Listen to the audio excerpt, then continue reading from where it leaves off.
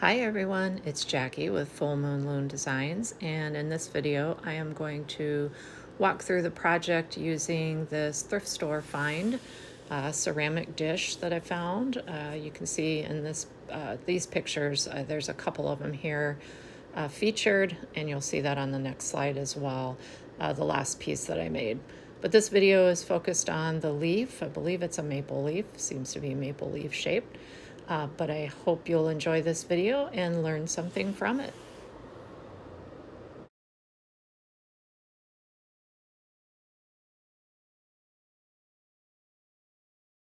All right, so here is the piece of Lumi that I just ended up laying the glass down on top of this, traced it, and now I've cut it as far as I'm going to cut it by hand. Now I'm going to take it over to the ring saw, and I won't have video on that, but there's plenty of videos out there showing how to use that, and I've probably got clips out there in other videos as well. But I'll shape this up on the ring saw. Same with this piece here. I'm going to cut a strip off of it first with the strip cutter, like I did the Lumi, just to not waste it, and then cut as close as I can, and then take that one over to the ring saw as well. And then I'll clean them up, make sure that they match pretty well, and they're going to get fused. Now I did have to pay attention to which way I drew that out, because I'm going to do this one like I did the pink one a week or so ago. Oh gosh, it's probably been more like 3 weeks ago. I don't know where time seems to go. What I'm going to do is have the luminescent on the bottom or the outside of the dish when it's done, and you should still see some of that peek through the cinnamon color that I'm going to have on top. So this one is going to be 2 full layers, but I think it should be a little heavier just because it is a larger mold and it's going to take some time to sink down in there, and I wanted a little more weight to it being a bigger piece. So next step, I'll show you what they look like going into fuse. So this first layer has been cut now on the ring saw, and I mostly stayed inside my drawn line, but one area I did cut a little off. So what I'm going to do is I'll actually lay this down on the piece of cinnamon, and I'll just adjust my markings before I take that piece over to the saw. But otherwise, this one's looking pretty good. Again, this will be the bottom piece, the outside of the dish. Hard to line it up right now with holding the phone. But this should work out pretty well. I am going to take it to a full fuse before I try slumping it, because I wouldn't want to do 2 separate pieces in a slump. And I'm not a fan of doing a one and done. I know a lot of people do with success on certain types of projects, but I don't mind an extra firing just to make sure I get the fuse good first. So again, gonna lay this one down on the piece of cinnamon that I did mark already, and just make a few little adjustments, and then take that piece over to the saw. So I've cut my second piece, I lined them up, and I just have a couple places that I'm going to trim just a tiny bit more off. It's not a complete perfect match, but by the time it fuses, it's gonna look fine. But I will go ahead and show the next steps here. I'm gonna trim that off, and then I'm going to clean it and apply my thin layer of clear powder between layers. But I'll show you the setup in just a minute. So I apologize for the camera angle. It might not be the best, but I don't have a great place to set up the little stand here, or the camera mount, phone mount, to where I can get it any better and still see everything. So I'm just going to walk through the process. I have my 2 pieces. As you can see, they haven't been cleaned yet. They've been cut on the ring saw. I'm going to clean these up.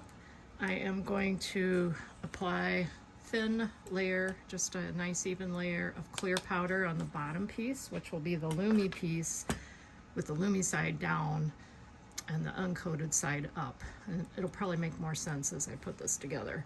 And then I will be putting them into the kiln, but let's do one thing at a time here and move this guy out of the way.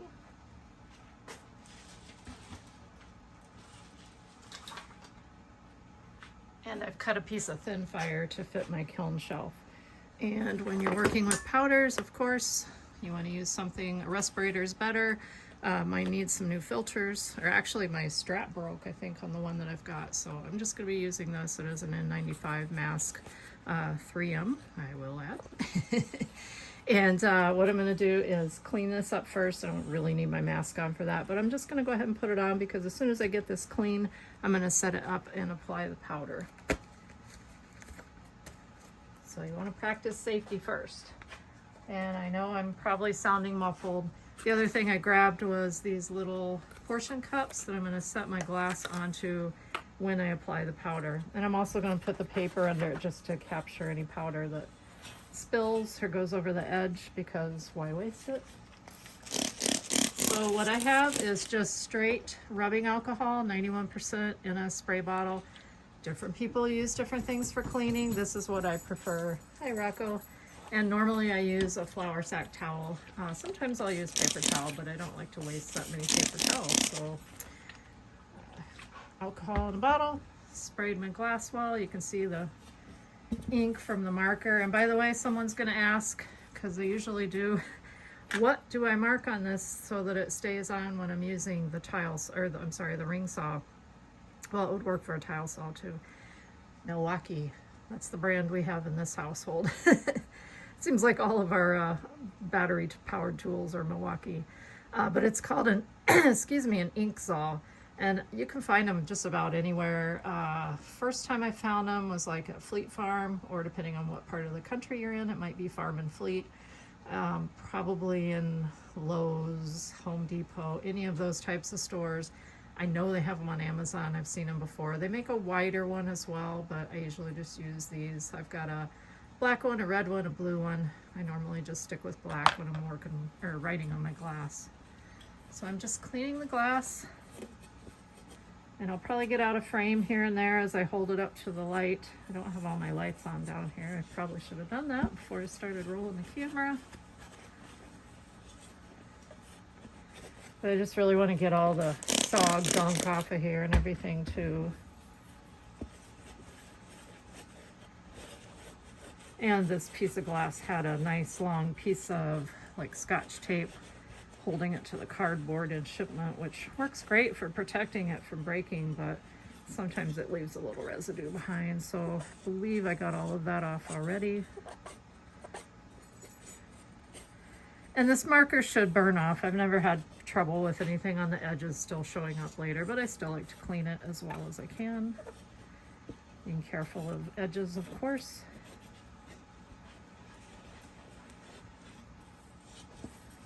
Okay, I'm going to take it over and look at it under some different light. It's looking pretty clean. So now I am going to set this down.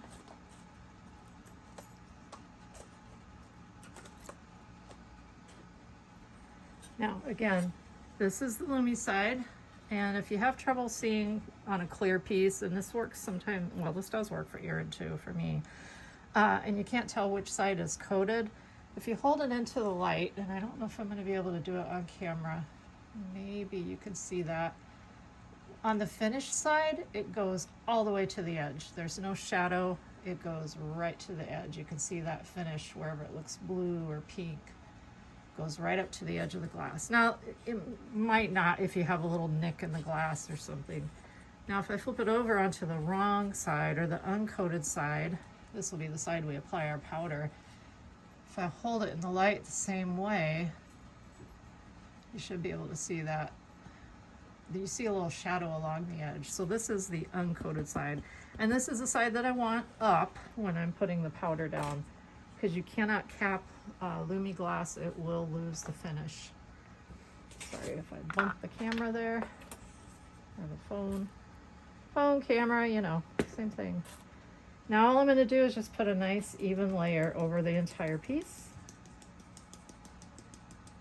I can see that I did not clean my marker off very well. I still see a lot of black edge, but again, not going to hurt it. It's going to burn off. And hey, if it doesn't, then I guess we have a design element, a shadow on the leaf.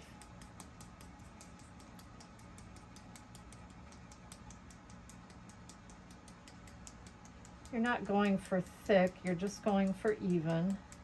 I could probably even put less, but I do like to just have a nice even coat to where I don't see through the glass when I'm done. And this helps eliminate those little bumps you can get that look like, well, little mumps and bumps, as they call them.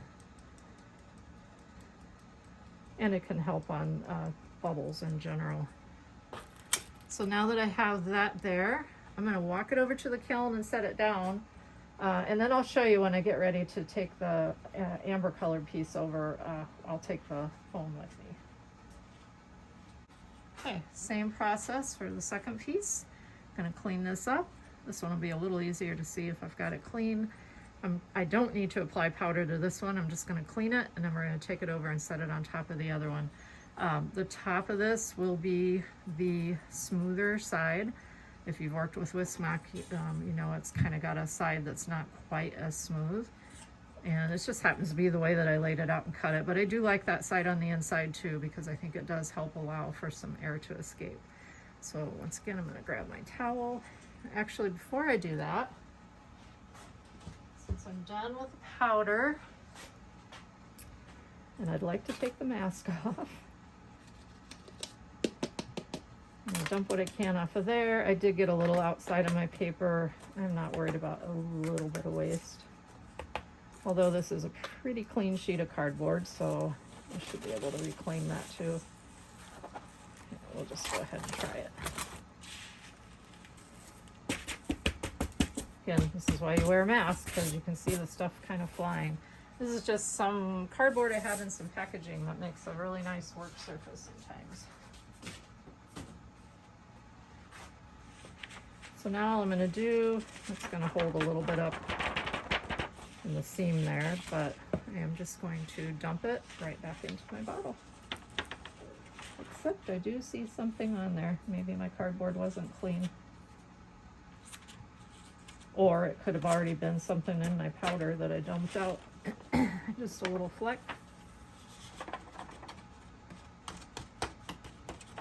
So now I have reclaimed that powder. I still have my drawing for another time. I'm gonna put the lid on this. And I get to take my mask off. Whew.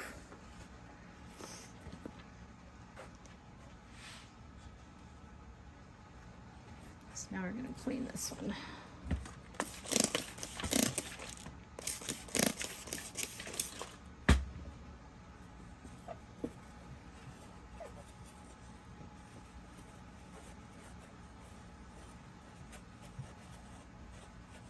You might notice I'm wearing long sleeves. It went from super hot last week or into the first part of this week to, I think the 60s today I got to, but it's okay by me. I love fall.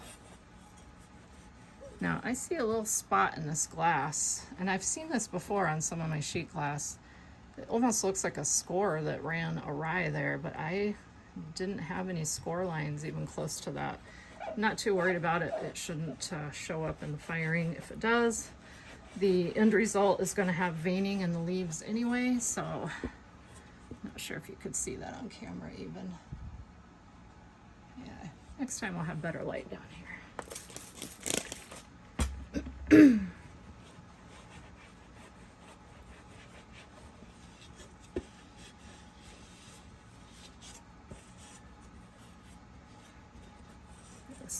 Get into the other light, make sure I've got it clean. Again, not too worried about the marker on the edges, it's going to be fine. I'm going to set this down, and I am going to take the camera or the phone off of the mount here, and then we'll walk over to the kiln. I don't know what I was thinking. I didn't need to take it off the mount because I really wanted to be able to show this as I line it up, and I wouldn't be able to be holding the phone and doing that at the same time. So there you can see I have the first piece down. That's the clear luminescent glass, Lumi side down, and the uncoated side is up with a layer of just a thin layer dusting of powder, clear powder. And now I am going to go grab the amber colored piece. So now I've got it set the same direction. Just gonna bring it over and try to line it up before I set it down, best as I can.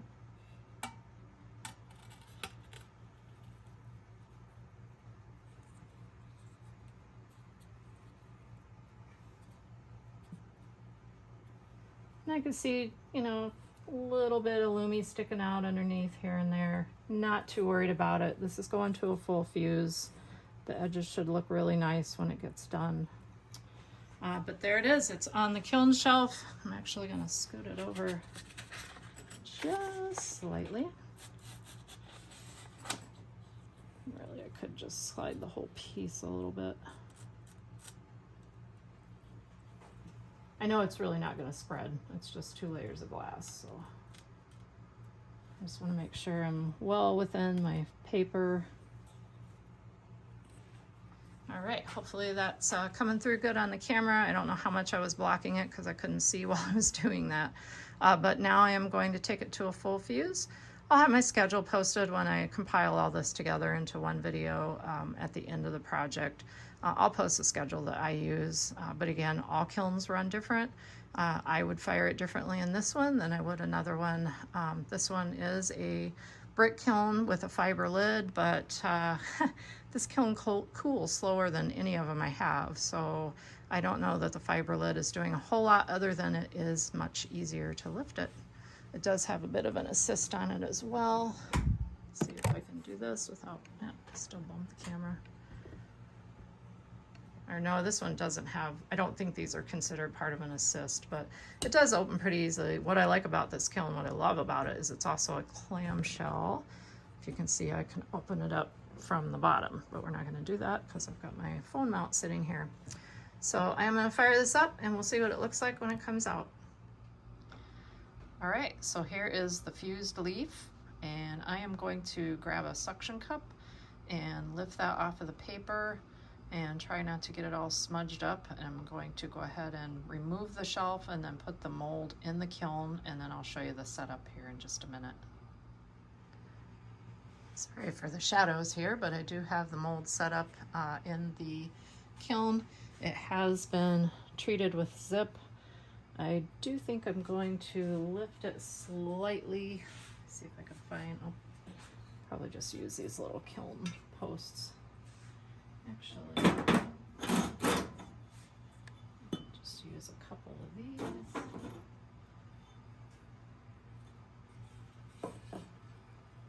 I took the shelf out, so I have plenty of clearance here. This one's not a very deep mold, so it should be fine. I'm going to grab the piece of glass again.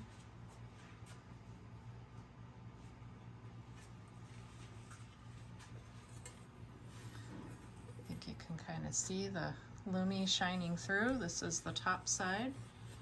This is the bottom side. A little hard to see it in this light. So I am going to have the Lumi side down against the mold. And let's line this sucker up.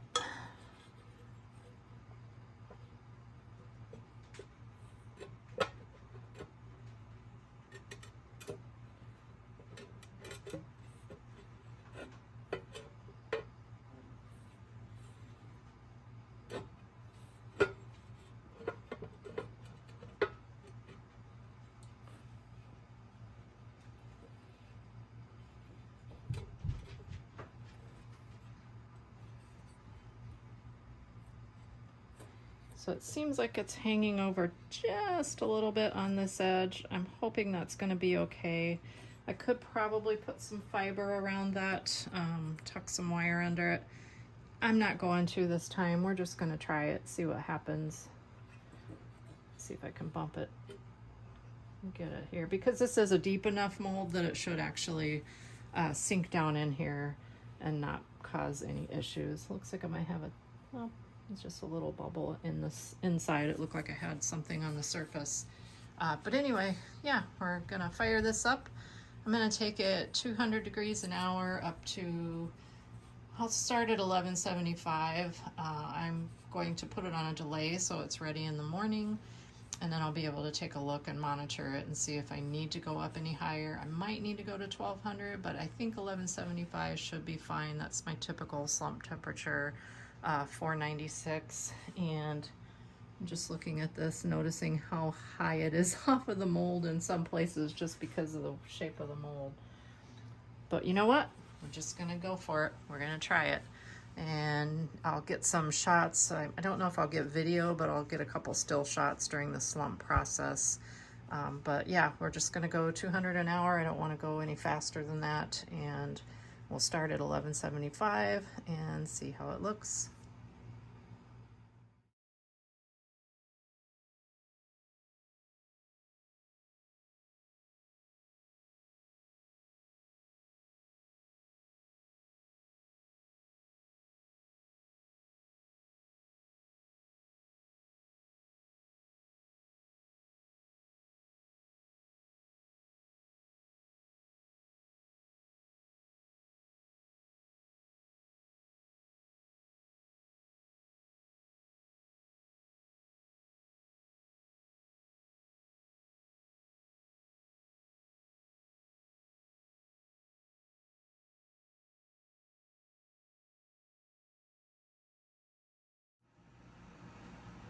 So here is the finished piece.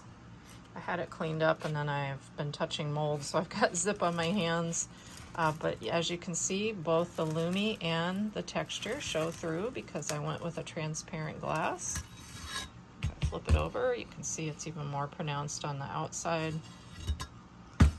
This sits pretty flat. It might have just a slight bit of rock to it, but I am very happy with how this turned out.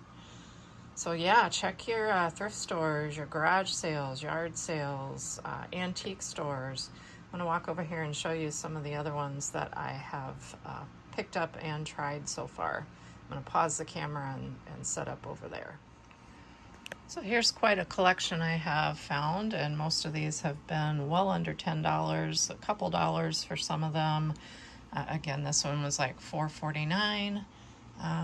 The round one that I just did recently, I don't have laying out here, but it's at the beginning of this video. That one was like $5.49. These two larger leaves, I've used one of them so far. They were $5.99. I'm actually not sure why I bought both of them, maybe in case one failed. These were the little fish that I found last year at Goodwill. I think they were like $4.99 or $5 something for the set of 3. And these were actually the pieces that I had made off of them.